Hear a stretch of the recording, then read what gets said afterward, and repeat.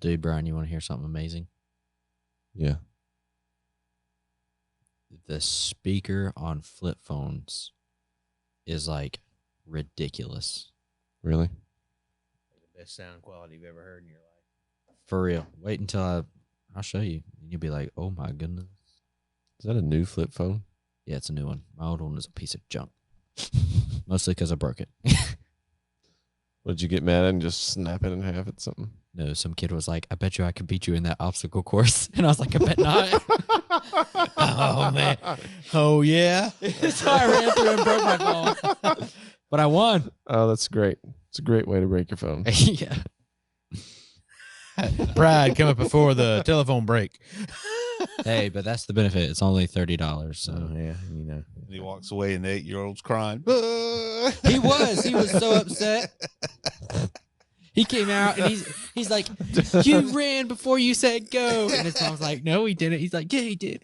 He sat down. And I was like, what a loser. Can't even take a defeat. Oh, man. Did you get to keep your number? Who? Oh, yeah. Your phone number? Yeah, I thought you were talking about the mom. That's what I thought. He said, did she get to keep your number? Man. I was like, I raised pretty good. I don't know if I went that good. Yeah. Yeah, she was pretty impressed when I beat down her 8-year-old. It was, but, you know. Oh, man. And I stomped him too, man. I don't hold back at all if someone challenges me, because the way I see it, I've got cancer. So, I mean, there you go. Right, yeah, you're at a disadvantage. Yeah, I'm at the disadvantage. He's got the disadvantage of being a kid. I'm at the disadvantage of having cancer. So it's all equal. Sounds fair. It's equal. Sounds fair. Fair's fair. Can't Probably argue the first time he's ever lost. But you know what? He probably needed it. He did need it. Yeah, he was a spoiled little brat. Was his daddy proud? His dad wasn't even there. Ah, see, now we've discovered the issue. Mm-hmm. We just talked right through it all. Yep. Ready to start this Christmas deal? I think this is a good topic for today. Yeah, it is a pretty good topic. Yep. If your daddy ain't around, you're probably a sissy. You're going to lose. You're going to be a loser. Yeah, you're going to be a loser. Dads don't leave. Your kids will be losers. Don't worry. You can find a father figure around. I guess I didn't beat him bad enough because he raced me 2 other times, and I still, man, I obliterated him. That's great, Andrew. Good job at being an 8-year-old. I felt like the Grinch. Like, no child can defeat the Grinch. Yes. We just watched the Grinch the other day. It's pretty funny. And He's pushing everybody down. I'm a winner. Yeah, I'm a winner. Oh my goodness. Oh, man, that's so funny.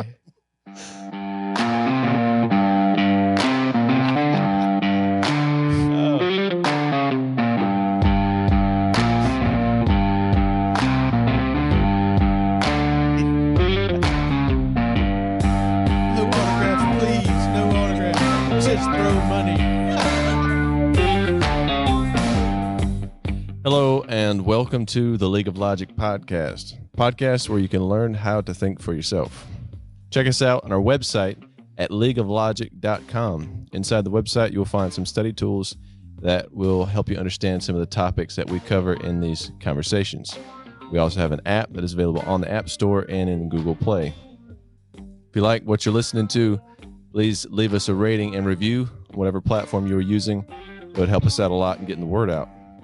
Now, whether you are listening to the podcast or watching on the video, YouTube, Rumble, hit the subscribe button, follow, like, whatever button you got to push to keep up with the channel. Thank you for listening to the League of Logic podcast. Now get ready for a much needed conversation about truth.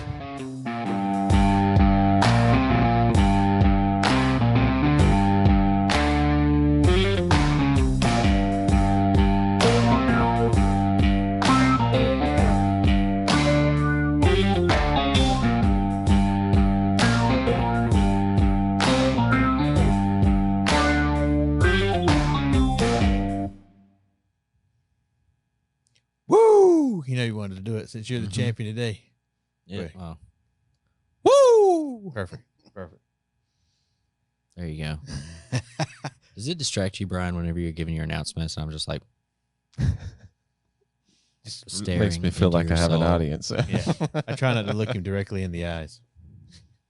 I'm just sitting here. I'm like, just staring the whole time. Is it captivating? Not really. Oh, I don't know. I feel like it's one of those. hoping too much. It's not even really like a respect thing, but it's kind of like, It's like, when will this guy shut up? no. It's just because when you let all of your muscles go completely dormant, that's just what it is. He's right across from you. Yeah.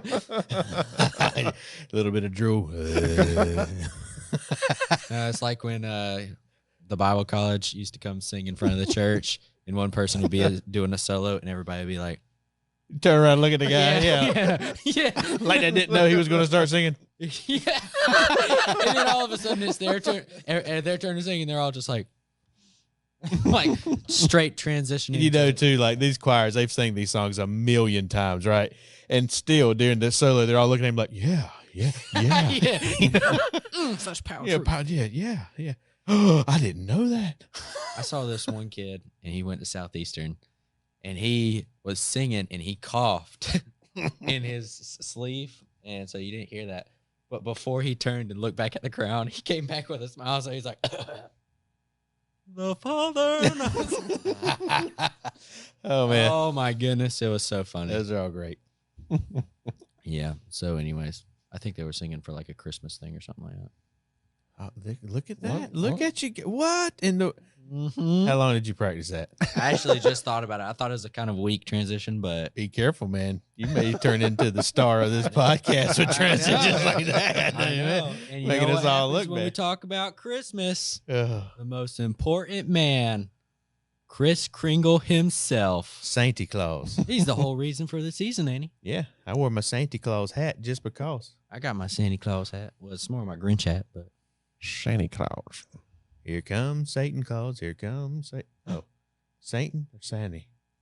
It's spelled real close. maybe it's like a Latin difference or something like that. Yeah, it's on into where you put the emphasis, Yeah. enunciation. So, what is the reason for the season?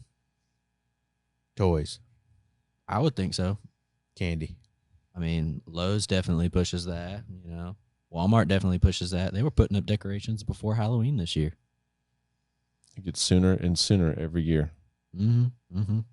Perhaps the reason for Christmas is a really great push towards sales and a really good reason to promote sales. Maybe that's the reason. I know this is kind of wrong, but we had that little party not too long ago, and it was a white elephant. Mm-hmm. You were not allowed to spend more than $10 on a gift or $15 or whatever it was on a gift. And I just thought, well, let's see, 30 times 10. Well, that's like $400 probably. We just like, poof. Mm-hmm. Although there were some gifts that were worth it. Very useful. Oh, yeah. Mm-hmm. Yep.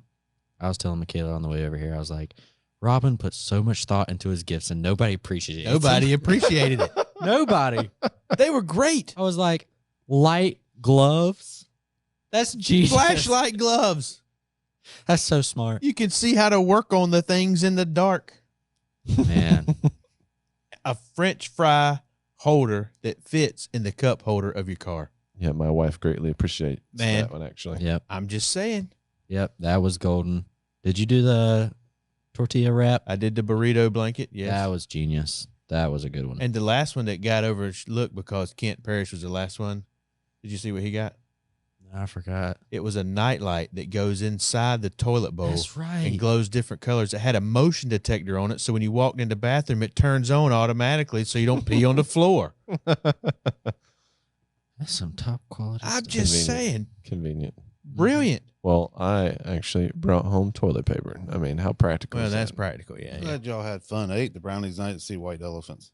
No, I didn't see any either. Yeah, well, I ate two That brownies happens just to make sure sometimes. I didn't miss one, because every now and then you get a dud. yeah. You know, that happens sometimes. Just Yes. you have so much fun at one of Andrew Hurt's parties that you're like, man, this is awesome. And you get so focused, you don't see the elephant in the room, you know? Mm-hmm. Forget to mention Jesus Yeah, that too. like we did tonight. I prayed. Oh, yeah, you did pray Yeah, I prayed. for the food. And for the time that we were going to be there.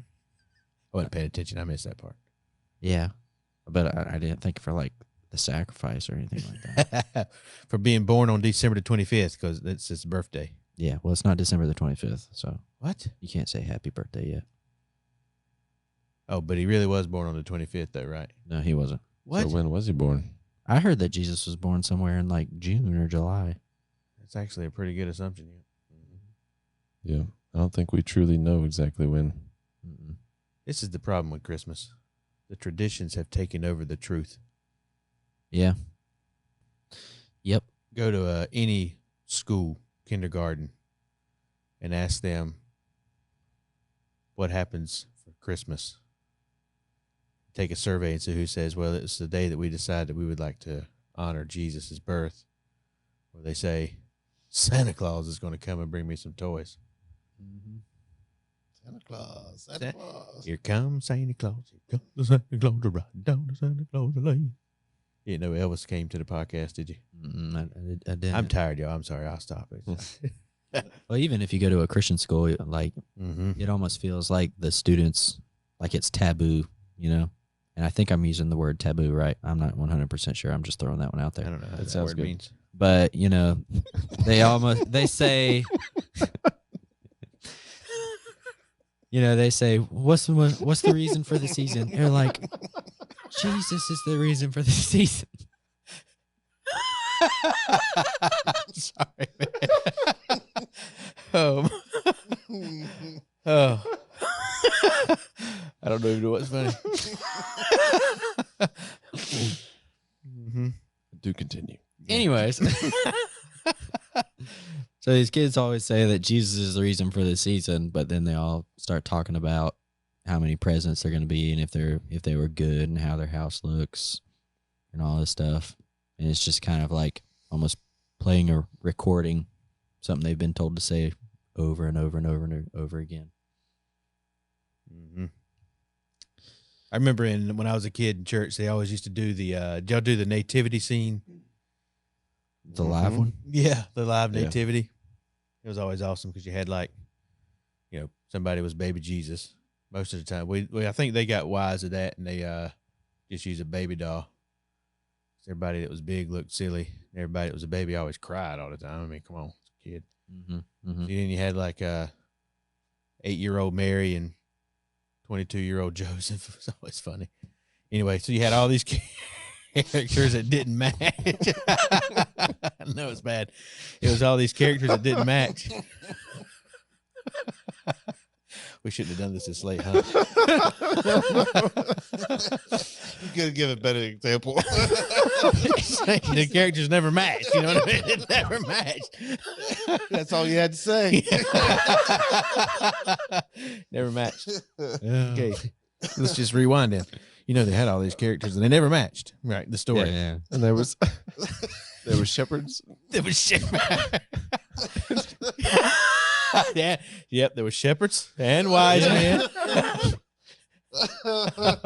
And every now and then they would have like these goats. My aunt had some goats. They would have goats tied up out there. Anyway. Delayed reaction on the brownie. Yeah, the brownies did work. Shouldn't have had two. It's a crazy party. Oh man. Wow.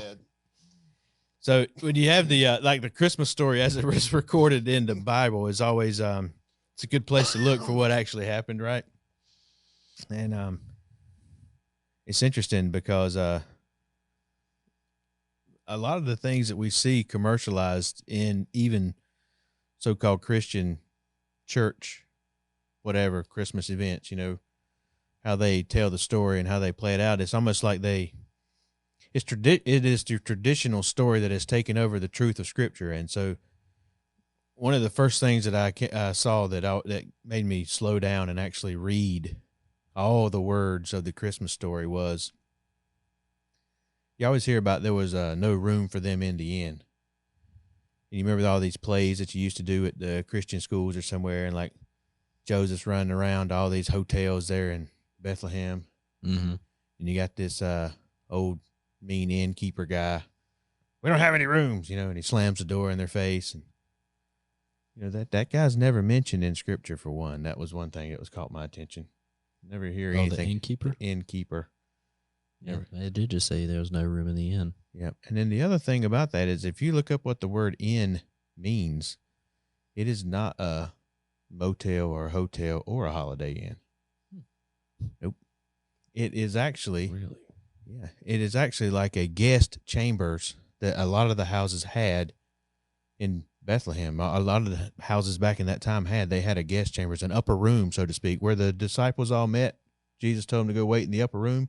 That was a guest chambers. That was in someone's house. It was an upstairs room that they had for guests because culturally, hospitality went a lot further than it does these days. In fact, you were expected to be very hospitable to not only people you knew, but even strangers. And so you have this time of year where old Caesar Augustus decided that he was going to tax the whole world. Kind of sounds like Joe Biden. I'm sorry. I digress. And so he calls all the people back to Bethlehem. Well, you can imagine there's crowds and crowds of people that are coming that don't live there. You had to come back to the hometown, right, to pay your taxes. And they all had to have a place to stay. And so if you were, you know, a little behind the time or you had a pregnant wife that wasn't able to travel very fast, when you got there, there probably wasn't any room for you in the inn or any of the guest chambers of the houses. So I don't know that there's any such thing as a hotel in Bethlehem back then. The other cool part about that is that people owned flocks, right? They had animals of whatever kind. And these animals at nighttime, the way some of these houses were built was they would have basically a stable inside the house on the bottom floor. And then the family all slept in one room, basically on the second floor or whatever, you know, right above the stable, whether it was a loft or whatever you want to call it. That's why you hear these stories, too, when he's talking about the guy comes, he's knocking on the door wanting bread. And he's like, you know, hey, I need some bread. I got a visitor, you know, a stranger showed up and I need to be able to feed him, which is what you're supposed to do. And I was like, hey, man, don't mess with me. My family's asleep. You know, and I always thought, oh, well, obviously you ain't. Why don't you get up? Well, because he had to climb over top of all the family, walk down through all the livestock to give out the bread at the door where the guy was knocking. So whenever Mary and Joseph show up and there's no room for them in the inn or the upper chamber, the guest chamber, the upper room, the only place they had left to stay was downstairs with the animals. And that's where the stable was. It wasn't like the innkeeper said, hey, go out back. I got a barn. You know, get out there with all the cattle. Just wasn't any room. So I thought that was an interesting point. And so all our plays and skits that we see in even Christian schools where, you know, you got this mean old innkeeper. What was his name? Yeah, right. Exactly. He's not in there. I think that's one of the problems in, you know, the world around us today. And one of the reasons why we're doing this podcast is it's so, well, it's not normal for people to think through things these days, to think into things and figure out why, the reason behind whatever, you name it. That includes Christmas, Easter, anything like that. There's not a lot of thinking into things or reading into anything. It takes a lot of effort. It's fast-paced society, fast food age, and we don't have time to dig into things like that. This is true. I also remember as I'm looking into this whole innkeeper and upper chamber thing was I remember doing the skits or seeing the stories, and you know, they make it out like here come Mary and Joseph, and Mary's on the back of this donkey, and she's like, I mean, she's about to, this baby's coming right now. You know, he's in a hurry, in a rush. I got to find a place because any minute now, this baby's going to be born. That's not true either. In fact, I don't know if you got your Luke chapter 2 pulled up. Read Luke chapter 2, verse 6, really slow. If you've got it pulled up there. Let's see what it says about what it was. Verse 6. And while they were there, the time came for her to give birth. Was it? It said, and on their way there, the time came? Nope. What version is that? ESV. The KJV says, and so it was that while they were there, the days were accomplished that she should be delivered. It was like more than one day passed before it's time. Well, that could also refer to the journey as well. While they were there. Not on the way there. Yeah. And so it was that while they were there, the days were accomplished. Yeah, but Didn't say while they were on the way, the days were accomplished. yeah, because then she would have had the baby on the way. It says while they were there, all the days were accomplished that she would be delivered. That she should be delivered. So it was there. Yep. Yeah. Yeah. She was there. She wasn't about to pop out baby Jesus while they were looking for a place to stay. Oh yeah, I'm definitely saying Yeah. that she was maybe there a few days, but that days could refer to the whole journey. It could. It could. In context, if you read these, take these words and you'd use the little Strong's Concordance thing there, you end up with they're in a spot. While they're in that spot, the days were accomplished, more than one, whether it was 2, 3, 4, I don't know how many. Gotcha. That it was time for her to deliver the baby. But whenever I hear the story or watch it in plays and skits, she's on this donkey. She's on the way into town, and she's like, hurry up. Yeah. That ain't what happened. They were already there. I think what happens a lot of times is, people want to write good plays and have like a good story for their church. And so they sometimes flesh things out in the biblical story of Jesus and specifically in his birth. And they start fleshing these things out, and just over time they become tradition. Mm-hmm. But the question for me would be is it wrong to flesh those out a little bit? Because most of the things that you see in skits or plays specifically around the time of Jesus with his birth, they're not necessarily heresy. It does pull away from what actually happened, but it makes a good play. But we've accepted it as doctrine. Mm-hmm. But There lies the problem. There lies the problem. But was it wrong for them to flesh it out a little bit for a good play? I don't think you don't have to add so much to it to make it. I was going to say, what was wrong with the story? The way he said it. Exactly. I mean, why does she have to be in labor and they're in a hurry to get in the inn? Why does it have to be an old man slamming the door in their face and say, you can't stay here? Every story needs a villain. I guess so. We had one, though. His name was Caesar. Satan and Caesar Augustus. So one of the cool things about Caesar Augustus, this is a side note, his real name was Octavius. Mm-hmm. Something like that. Is that right? Octavius. And he gave his name Augustus, which I think it meant deity. But he was trying to make himself a god. Mm-hmm. And so how ironic is it, this guy here who basically rules the known physical world as far as they could go, that they could reach. He's pretty much taxed the whole world, right? Mm-hmm. He has all this, in quotates, power. And then here comes Mary and Joseph with the King of Kings and the Lord of Lords in her womb to be born in a manger, who was the real king, the creator of the whole universe. Mm-hmm. There's a contrast for you right there. Wrapped in swaddling clothes, dependent upon his mother, humanity, God in the flesh. Can you imagine holding the creator of the universe in your hand as an infant and looking at him and knowing that he's dependent upon you to look after him? The amount of humility for the King of Kings, the creator of everything we know and see, to take that position of lowness, Mm-hmm. humility, to be born that way in a stable so that he could give such a wonderful gift of life and pay that price that we've talked about for lowly people like us To everybody. is amazing. It is. And then the other thought I had on that as so obviously he created things. He was in heaven. He was with God the Father. In the beginning was the Word, and the Word was with God, and the Word was God. So he was there. He was part of the creation of the angels. And now these angels who have seen him in all his glory are looking down from heaven at this frail infant, basically. I'm not saying he was weakling. He was still God. He probably could have done whatever he needed to do. However, he chose to take on this human form. Can you imagine what they were thinking? What is going on? Yeah.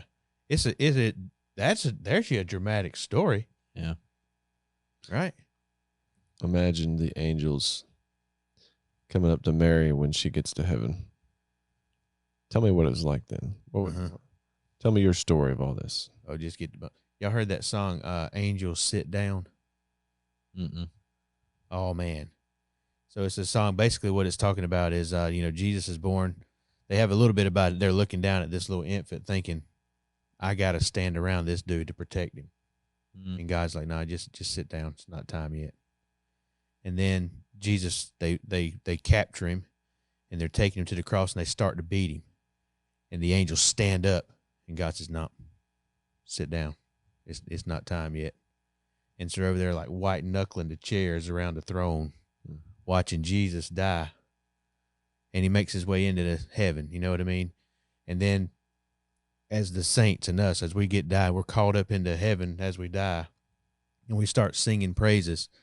Whenever one of them gets saved, the angels stand up and God's like, no, sit down. It's not your turn yet. Let them sing for a little while. Mm. You know, man, that whole song is just like, yeah. You should hear it. It's great. Mm. Angels sit down.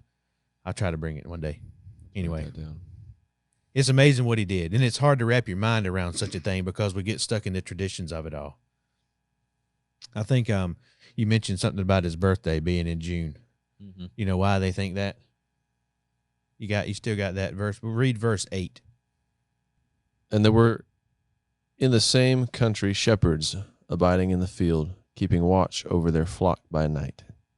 So they were outside in the field at nighttime. They didn't do that in the winter. Yeah. And so I thought, well, I mean, I've been to Brazil, and Brazil's winter and summer are opposite of ours. So when we're in wintertime, they're in summertime, and when they're in summertime, we're in wintertime. So I thought, I wonder what it's like over there in I wonder what part of the world you call that, because I'm terrible at geography. Other side of that big pond that we got between us. Yeah. And they're pretty much their winter and their summer is right in line with ours. And so it's like a December to, February, March-ish is considered their winter. And so most of them are estimating based on the fact that we have all kinds of records. The Bible is great for giving us names, dates, events that are recorded everywhere. We're giving people's ages. We can count back and use a calendar, and we can come really, really close. We might not be able to get the exact date that Jesus was born, but it's really close, and it really lands somewhere in that May to June area because of all the information we got. And we know when Caesar Augustus sent out the decree that all the world should be taxed. We know that because we have all these names and dates and events that are recorded with such accuracy, they can actually be counted. I know that's like a bummer for some people. Like, wah. Hold on, what do you do? He wasn't actually born on December the 25th. You know what I mean? And so, but that, whatever. The point is that we're honoring him for coming in this form we just talked about to take on the human flesh. Mm-hmm. And I don't care what day you choose to do that. You probably should do it every day.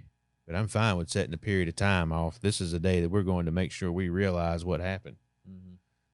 So I guess then, where would the story of Kris Kringle or Santa Claus even start?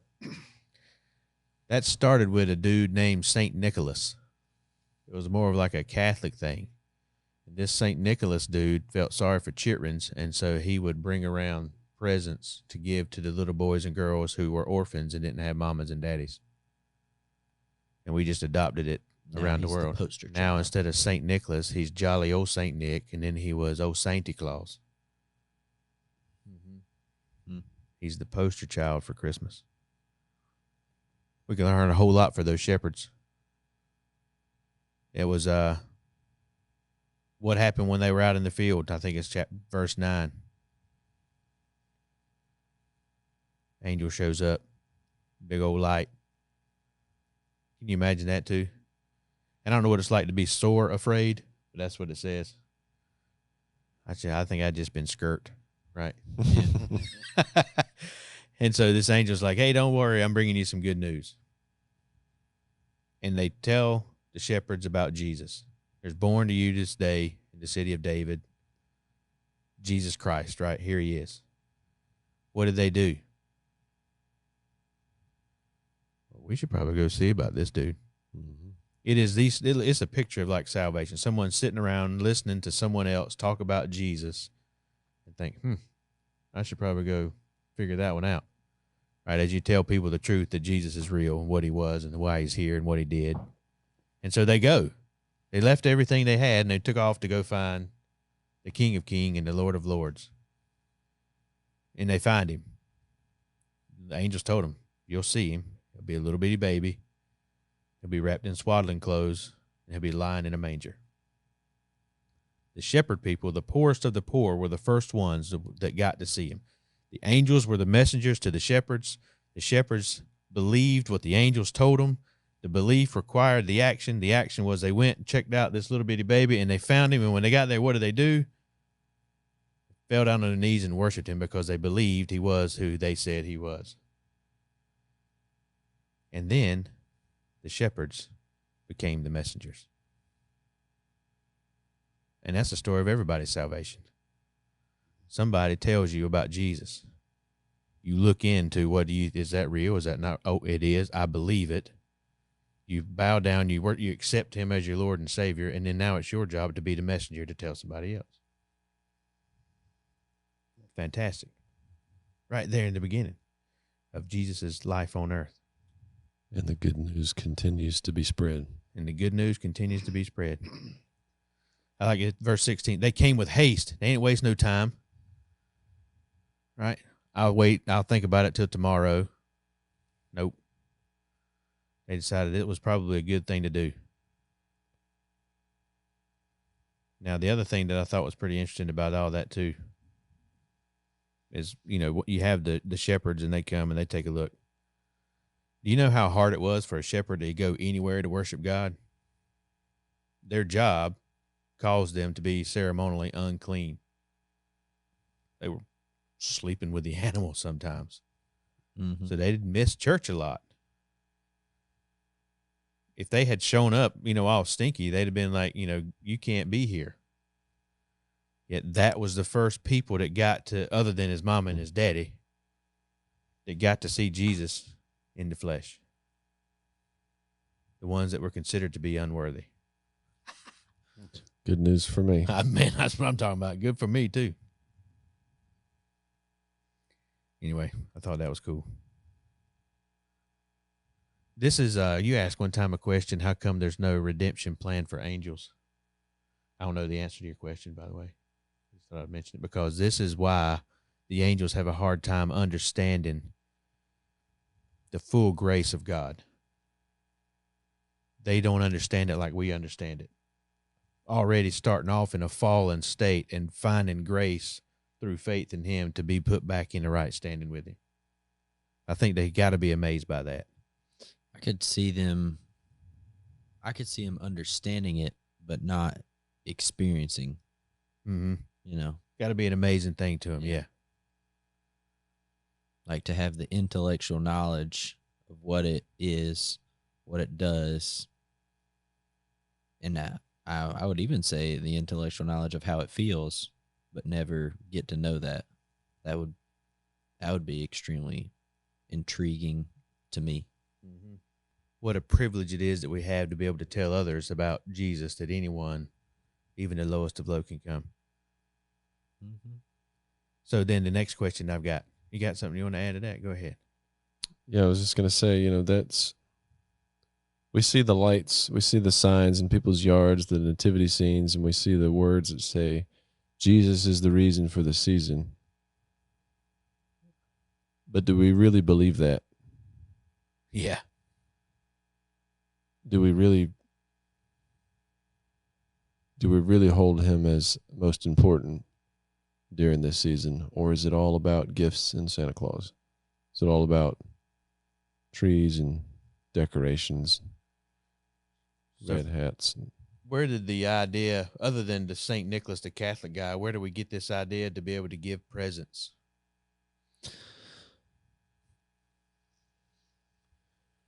To family, To anyone on Christmas? I would say that would stem from the gift that God the Father gave. He gave God the Son to That would be a great people. reason. What about the wise men? What did they bring? They brought gifts as well. They brought gifts. How many wise men were there? I feel like this is a trick question because because I've heard this question several times, and everybody always says 3 wise men, but I can't remember if it was 4 or if the Bible actually never even says. It never says. Never That's says. how many gifts there were, but that was it. Yeah, there was 3 gifts, 3 types of gifts, and there might have been a bunch of those, but there was never any mention of how many wise men. When did the wise men show up? Well, I mean, I know in our plays everybody's there together. yeah, because you have to have a good crescendo. They show up in Act 3. Yeah, in Act 3, first the shepherds, bring out the sheep. Yeah. Bring in the wise men. Yeah. I think Jesus was walking by that time. Yep. There's some people that say he was about 2 years old. He was about 2 years old, 2 or 3. Yep. How do we know that? Genealogies. Genealogies. You also have, if you read the Gospels, I mean, enough, you understand that you got 4 Gospels, and inside the 4 Gospels, you get different aspects of the same story. It's not contradictions. Just one has some details about the same event, another has the other. And if you read in Matthew, that's where you get. In Luke 2, there is no mention of a wise man at all. In the Christmas story in Luke 2, it don't say a word about a wise man. In fact, we'll do a dramatic reading. The Voice will get y'all next week with a dramatic reading of the Christmas story. So you can see it in Luke 2. I don't think you're going to hear about a wise man. However, in Matthew chapter 2, you can read about a wise man. And if you look in, you got Matthew pulled up. I think it's Matthew chapter 2. It's like verse 1 and 2. Right off the bat, I think it talks about them. Let's see. Oh, the book of the generations. Yeah. Nope. Yeah. Is that Chapter it? 2. All right. So read verse 1 and 2 and see what it says for us. Now when Jesus was born in Bethlehem of Judea in the days of Herod the king, behold, there came wise men from the east to Jerusalem, saying, Where is he that is born King of the Jews? For we have seen his star in the east and are come to worship him. All right. There it is. They're going to come. Which way do they came from? So they saw the star in the east. So they came from the west. Wise men from the From east the to east. Jerusalem. Oh, from the east. Yeah. So you always hear this Eastern Star thing, but that's not, if you're coming. So we saw his star in the east. We were in the east when we saw his star. Yeah, I don't think that's right. We just walk backwards the whole time. There came wise men. Look, there came wise men from the east to Jerusalem in verse 1. Uh-huh. So they came from the east. So if they were following a star, which way were they looking? They were looking west. The star was not in the east. The star was not in the east, yeah. But they talk about all the time an Eastern Star. The wise men were in the east is what I was saying. Yeah, that's exactly right. But the people talk about all the time, there's an Eastern, there's a star appeared in the east. Walk backwards. Get away from that star. You'll find Jesus. Yes, they're backwards.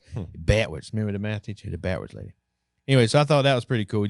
Again, I'm not trying to pick everything to death, but I'm just saying this is how far we've come by allowing tradition to tell us a story of the birth of Jesus and the events and how they've taken place. Well, we've got the book right here in front of us, and we don't read it. Mm-hmm. Mm-hmm. And you wonder why people are confused in the world today, because they let traditions in the world give them stories that are supposedly out of the Bible, and they're wrong. And I mean, is it harmless? You know, on the surface, you would say, it's not a big deal. You know, that there was, so what? There was more than 3 wise, or so what? We don't know how many. Yeah, but if I can start just so what in the Bible, so what if I got mad and sinned today? Mm-hmm. It was for a good reason. It's a slippery slope. It's a terrible slope to be on. Anyway, the other thing I thought was cool, the word for wise men was magi or something like that. Magi, magos. It's the word we get magicians from. They were basically like little. They could have been sorcerers, but I don't think they were sorcerers. I think they were more like astrologers, and that's why the star led them. Can you imagine that? God used the field they were in to lead them to Jesus. Here you got That's these. pretty cool. Yeah, that's pretty awesome, isn't it? Yeah. Yeah, what they were in led them to Jesus. So anyway, I thought that was a cool point. Did the star appear when Jesus was born? Beautiful point. That's a phenomenal point. No, So the star was there beforehand. the star appeared after he was born. He was a young child, and it was there to direct the wise men, no one else. When we see these plays directed where you've got the manger and you got this star of Bethlehem, you got the old beautiful star over top of a manger and a little bitty baby. Nah, that ain't how it happened. No. The star came for the wise men. So these wise men came from the east. They were magicians, scientists. They were studying the stars. Psalm 19 says, "The heavens declare the glory of God, and the firmament shows his handiwork. Day unto day utters speech, and night unto night reveals knowledge. There is no speech nor language where their voice is not heard." Mm-hmm. It's I thought that was an interesting connection there, where they're looking at the heavens and they declare the born Messiah. This is yep. Another thing about them, about the wise men, was they were looking. You know, if you're just like in your everyday job and you look at stars and then just some star magically appears, oh well, that's cool. Log that down. No significance there. They were looking for Jesus. They were waiting for him. It was prophesied. I assume it was prophesied. I'm not I couldn't take you to a verse, but I assume it was prophesied that there would be a star, and they were looking for that star and waiting for him. They knew who it was. Mm-hmm. Born King of the Jews. What was it? Isaiah prophesies about that. Mm-hmm. Probably Isaiah prophesies about everything. He knows it all. Yeah. One of the cool things about this star, I think, I don't think I'm reading too much into this, but this may be a little stretch. But I think this star actually appeared to these wise men and then went away whenever they started talking to Herod, and then appeared again and began to move and direct them. And the reason I think that is because of verses 9 and 10 in Matthew chapter 2. And in those verses, it's when they had heard the king, they departed. So they show up to Jerusalem or Bethlehem, right? And they're like, hey, where is this new king? They've been following a star. There's a star. They're here, but it didn't take them any further. And where's this king? And it created a pretty big uproar in the city, especially with Herod, who didn't want there to be a king. He wanted to be king. So he gives, the command, you go find him and let me know. And so it says in verse 9 and 10, and when they heard the king, they departed, and lo, the star which they saw in the east went before them till it came and stood over where the young child was. This is, by the way, is the verse where they get the star wrong. The star which they saw in the east, that's not talking about the star's location. That was their location, right? That makes sense. Mm-hmm. And in verse 10, when they saw the star, they rejoiced with exceeding joy. Did it not make them excited the first time? It was like, oh, it's back. Yes. And then it says in verse 11, and when they were come to the house, not the stable or the manger, when they were at the house, they saw the young child with Mary, his mother. Not the babe, not wrapped in swaddling clothes, not lying in a manger. And they fell down and worshipped him, and they opened their treasures and presented unto him gifts of gold, frankincense, and myrrh. So in the word used there for young child is basically a toddler. Whatever age that is. So there was time that passed from the shepherds to the wise men. How about that? Did the shepherds, did they have to go door to door to find Jesus? I don't know that it says that. I'm not sure, because I believe the angels just say, behold, a child is born unto you this day, or something like that. Yeah, into It the doesn't- city of David. Into the city of David, which is called Bethlehem. So, I mean, you're looking for a baby in It said, Bethlehem. well, they may have. And this So shall be a far. sign unto you. You shall find the babe wrapped in swaddling clothes, lying in a manger. So maybe they did. And suddenly there was with the angel multitude of heavenly hosts praising God and saying, Glory to God in the highest, peace on earth. And it came to pass as the angel was gone away from them into heavens, the shepherds said one to another, Let us go and see this thing which come to pass. So they knew it was I'm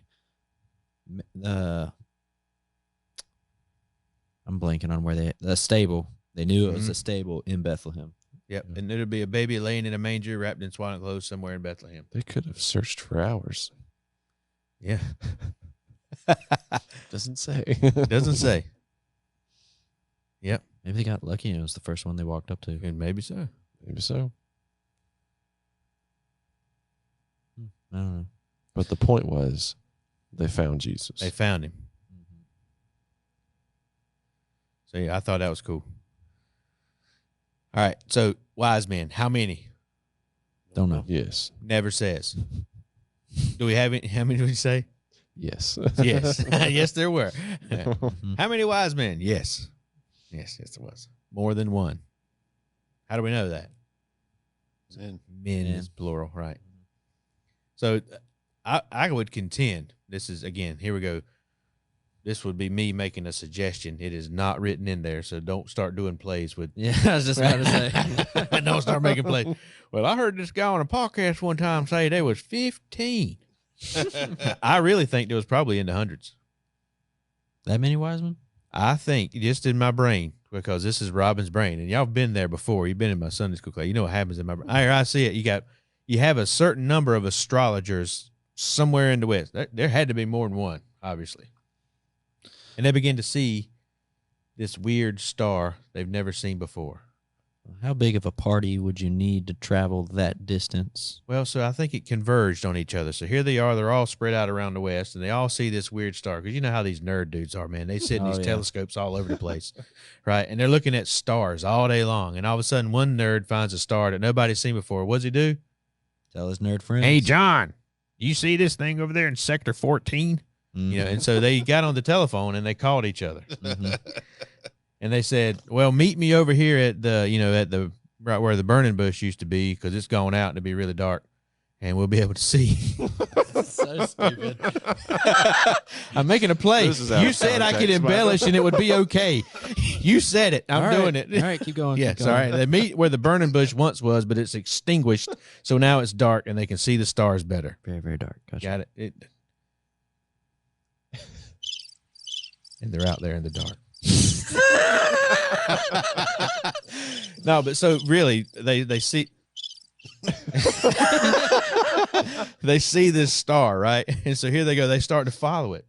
Well, they begin to converge with each other, right? You got one guy coming from the west, this guy coming from the west. The next thing you know, they got like one of them caravans coming up from Mexico into Bethlehem.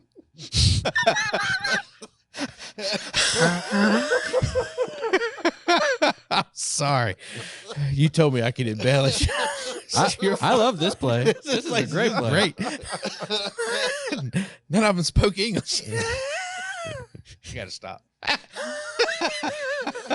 So here we go. We got these wise men. They're traveling up to Bethlehem. you know, I got to put the Pentecost in.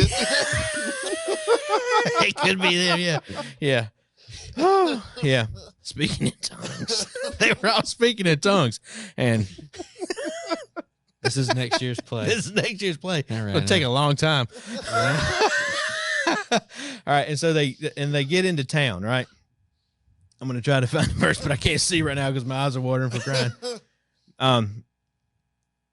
So he was troubled. So they get to Jerusalem, right? And they were troubled, the people that were there. Men came from the east of Jerusalem saying, where is he that is born king of the Jews? For we have seen the star in the east and come to worship him. And Herod had heard these things. He was troubled, and all of Jerusalem with him. The whole place knew about these guys that showed up looking for the king. All right, so if you think about it, if I am by myself, or four of us, we're here in this room, just four of us by ourselves, we go down to downtown Smithfield, and we're looking for Pastor Jason. And I say, okay, you you guys take this side of the street, me and Dave are going to take this side. We're not going to upset the whole town. It would take a tremendous amount of time for us to get all of Smithfield, like it said here, all of Smithfield, right? What tense was troubled in? He was troubled. So when he heard it, like the noise when he heard about these people are looking for a king, it bothered him. He was troubled, and all of Jerusalem with him. Okay. Yep. So when Herod the king had heard these things, he was troubled, and all of Jerusalem with him. The whole town knew there was a big. The more you have, the more you can spread out, and that's why I say there could have been a lot of these dudes because they troubled all of Jerusalem trying to find this king. This is also why I believe that the star disappeared and showed back up again after they were given command from the king to go find him, right? Because they're looking around. They don't know where he's at. They can't find him. And all of a sudden, there's a star, and they're like, yes, it's back. And they find him. Anyway. King Herod's like, go find him. They're like, we were already doing that. Yeah, we were trying, dude, you know. Yeah. Anyway. That's a pretty good play. Did you write down all those notes? Man, we might have had a gold mine right here. Oh, I'll just have you seen? We could make it into a We've Bible got school curriculum. Mm-hmm. Be a really good puppet show. Mm-hmm. Yeah, perfect. Mm-hmm. Perfect. Anyway, tradition has taken over truth, which makes it hard whenever you begin to tell people the truth, and they're so stuck in the tradition of what they've heard for years and years and years and years and years. Mm-hmm. That's so true. Mm-hmm. I think it's cool to think about just the legacy of Jesus. Because when I got cancer, I found out a lot of people with cancer are obsessed with legacy, which I get that. You know, you get cancer and you have a 2-year-old kid and you may die the next day. You want them to know who you were. And so you set up like legacy tapes or whatever and stuff like that so people will remember you. And even YouTube now, you can make your own legacy through YouTube and different things like that through online. But I think it's really cool because Julius Caesar taxed the whole world. He was kind of the head honcho. So much too, and this I think Robin told me this, so much too that the months of July and August are the reason they're those months is because Julius Caesar wanted them that way so he could immortalize himself, which I think like that's a really good idea. But most people don't know that about Julius Caesar. But even most non-Christians, even though they may not believe the story of Jesus and his birth, they know about it. Mm-hmm. And I just think it's really cool that it's, I don't know about different countries, but you can't get away from the legacy of Jesus, and it's always going to be there. It doesn't matter how important you are, because Julius Caesar, he was the king. He was head honcho of the earth. Mm-hmm. You know, I mean, I even think of it now, you know, America has come and it may go one day, but whatever's happening next in that future time, we'll still be talking about Jesus. Yep. Yep. So what do we take away from all of this today then? Look through the tradition and search for the truth. Mm-hmm. Know that the reason we have a season is because we are supposed to be reminding ourselves all year long, really, but particularly now, there was a God in heaven that loved us enough to send a sacrifice to pay the price that we couldn't pay. And we should be honoring him for that. When I was younger, not too far younger, but I used to always be about getting rid of tradition, you know, because I felt like it was I don't know. There wasn't any tradition that was just tradition for the good reason. But as I've gotten older and as you go through and look through tradition yourself, you know, there is some good tradition. It's good that we take time out of our yearly schedule to focus on Christ. Yep. That's a good tradition, and I think that should stay.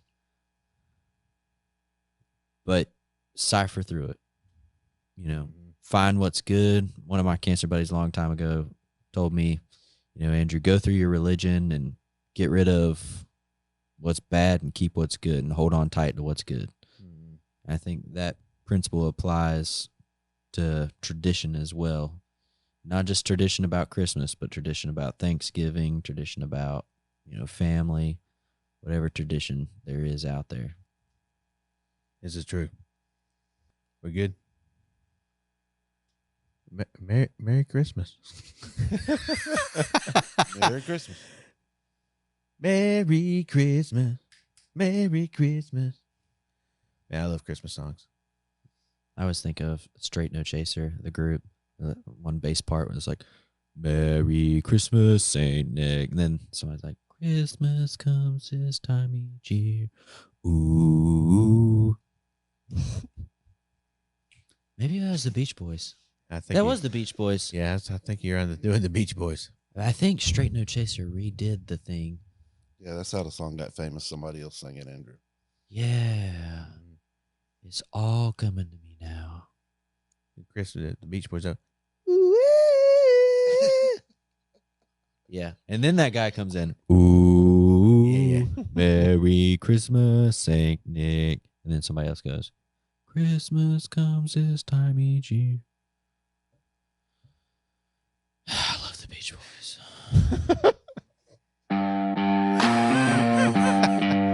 Merry Christmas.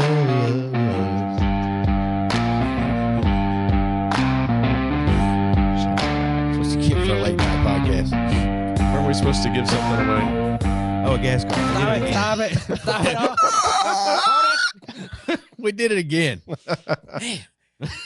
I'm really loving holding on to these gas cards. I keep thinking, well, man, we're just gonna leave it in the car.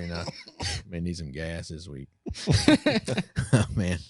All right, try. Oh look, there's our fire. Ooh. Yeah. So I think this week, if I remember correctly, because I did it before I came. Let me just look again. So, as a reminder, if you Yeah, want you to go. sign up for that, I think we have maybe one more week, if that. One more week. One more week left of this giveaway. In order to sign up for that giveaway, you go on to any of our channels that we're on, podcast platforms. If you're going to do it on the podcast platforms, then you're going to have to leave a review and a comment and subscribe to the channel. But on the videos platforms, subscribe or follow, whichever button that is, and leave the comment, enter to win, and you will be put in the drawing for the last week for the $100 gas card giveaway. There we go. Just one more week. This week's winner is Daniel Evans. Oh, Hey. Do we know that dude? congratulations. We do know that dude. Is that the second Evans? That is the second Evans, but they're not related They're as not? far as I know. I was going to say, this I family's... think that your randomizer isn't too random. I don't think my randomized just doing like alphabetical order or something. What's your last name start with? I do H. know both of these Evanses. However, I don't think they know each other. I see. Wait a minute. I thought we weren't allowed to apply for it. Apply for the guest card. I was just wondering. You're You not. Michaela could though. Oh. I was thinking Nicole Kennedy. Well, that's after E, so my randomizer wouldn't work for me. Well, I signed up Chad the other day, and his is Barber.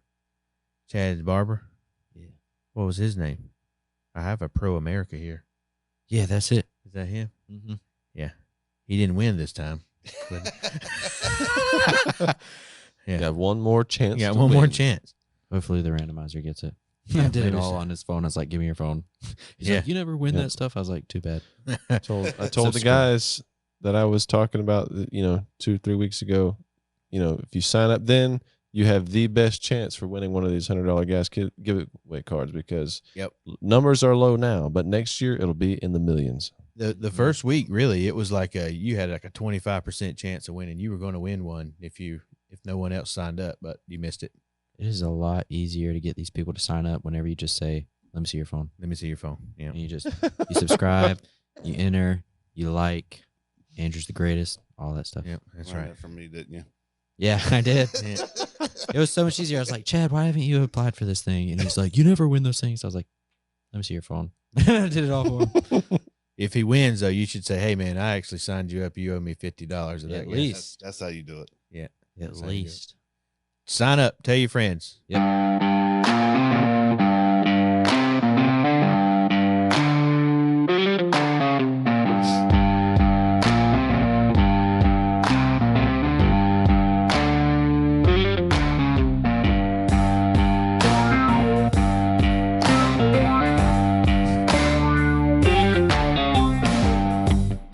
Thank you for listening to the League of Logic podcast. If anything said has made you think or made you mad, please check it out for yourself. We want you to look for and know the truth. Also, we have a comments page on our website.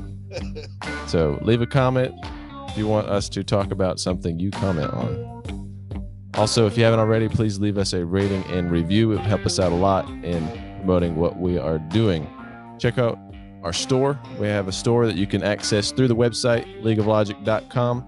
You can get t-shirts, hoodies, and other things. Check it out.